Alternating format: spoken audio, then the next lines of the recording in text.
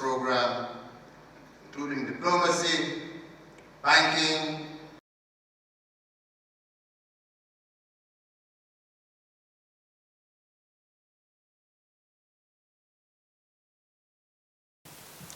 we in Kenya are delighted to be the hosts for the inaugural Pakistan-Africa Trade and Development Conference. And we believe that your choice of Nairobi is an affirmation of Pakistan's desire to foster durable friendship not only with us, but with the African continent as a whole. In holding the Pakistan-Africa Trade Development Conference here in Africa, this but signifies the growing partnership and fraternity between the African continent and Pakistan. It follows that all of us gathered here must therefore focus relentlessly on making the most of the transformative opportunities that this renewed cooperation offers. Indeed, Your Excellency, as you stated, our shared history anchors our shared aspiration for the future. For we in Africa share deep historical ties with Pakistan. Kenya and Pakistan in particular enjoy warm relations stretching back over decades to the days before our independence, when Pakistani leadership called for and supported Kenya's independence from British colonial rule.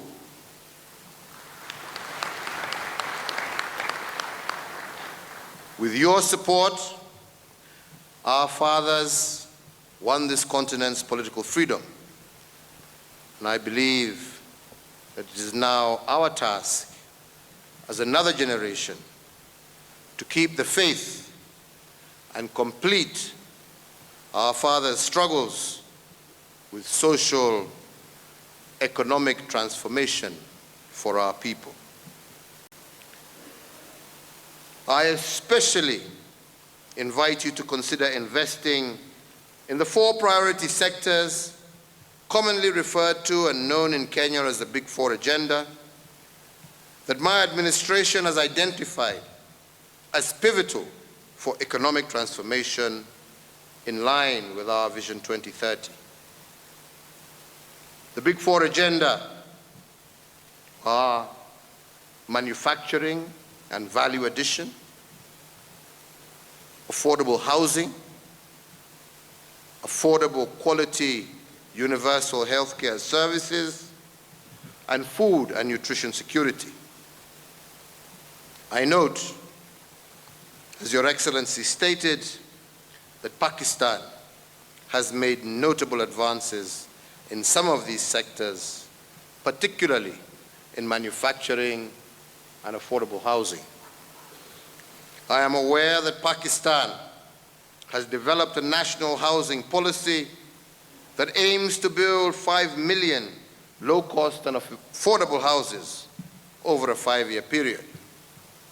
It is my hope that we can share experiences and best practices in our mutual quest for affordable and decent shelter for our peoples. And in that regard, I also challenge the Kenyan business community to embrace the visiting delegations, invite them to tour Kenya, help them to sample what the country offers in terms of tourism and investments. I urge you to make lasting friendships and, above all, forge lasting, mutually beneficial business partnerships.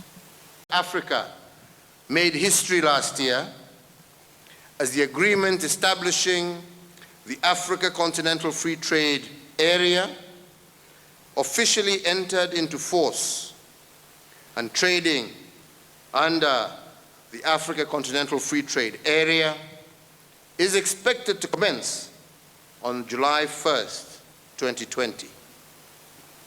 Kenya has been a champion for this continental free trade area and was amongst the very first countries to ratify the agreement.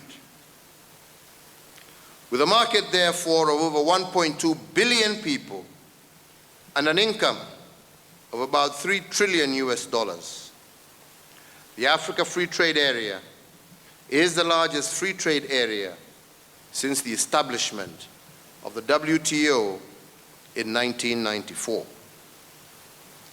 This conference goes a long way to reaffirming the reality that stronger bonds will be built between brothers and sisters across the African continent under a single trading platform of the Africa Continental Free Trade Area framework, on which all third parties shall engage Africa on matters, trade, and investment.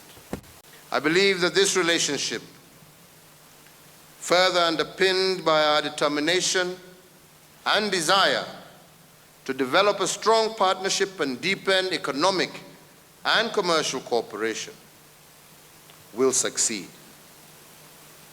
As a continent, this partnership is aligned to the African Union Agenda 2063, our blueprint and our master plan for transforming Africa into the global powerhouse of the future.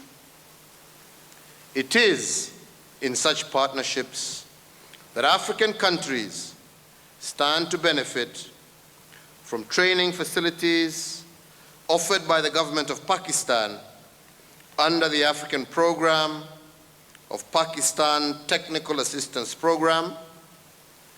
And I also note with appreciation areas of partnership covered under this program, including diplomacy, banking, railways engineering and management, postal communication, and airline operations, amongst others. These areas of training are indeed key to our government's pursuit to industrialize our African continent. I have no doubt that this conference will further deepen the scope of this partnership for the mutual benefit of the African continent and also of Pakistan. Pakistan economy has stabilized and is on the path for sustained growth over a longer trajectory. In the last 1 year alone, current account deficit declined by 73%, exports grew in volume by 12%, domestic tax collection increased by 28.4% and overall by 16.9%. Forex buffers increased, currency markets stabilized, stock markets rebounded, and Pakistan received record foreign investment of $2.25 billion, an increase of 200%. Ladies and gentlemen, this circles us back to the billion-dollar question. What does all this mean for Africa and for Pakistan? Where and at what point do our trajectories interject? What is Pakistan's value proposition to you and yours to Pakistan?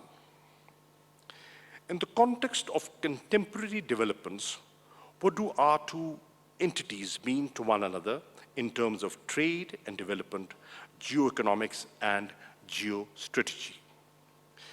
In Africa's total trade portfolio of $1 trillion, Pakistan-Africa trade is currently less than $5 billion. To me, this is an anomaly that warrants correction. The future beacons with bright prospects. The purpose of this conference is to crystallize, through closer consultations and collaboration among our business communities, answers to these questions. To me, the answer lies in our ability to fulfill each other's unmet needs. Firstly is to thank Honorable Qureshi and the whole delegation from Pakistan for choosing Kenya to have its very first Pakistan-Africa Investment Summit. Thank you for endorsing our country as the investment hub of Africa. Thank you for declaring to all who will hear it that we are the gateway to Africa.